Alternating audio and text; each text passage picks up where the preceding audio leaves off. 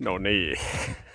Tässä on lopputulos, kun kone on seissyt puoli vuotta pihalla ilman minkäänlaista pakoputken hattua. Katsotaan mitä täällä tapahtuu.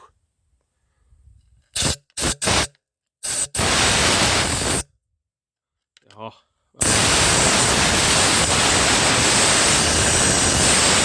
Vähän niinku vettä tulisi.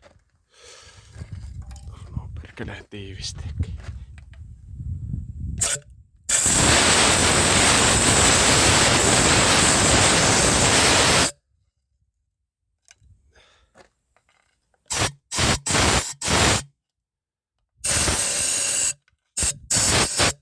Koittaa vähän pyöräyttää konetta, jos on venttiileitä sopivasti auki, niin saa sinne vete pois.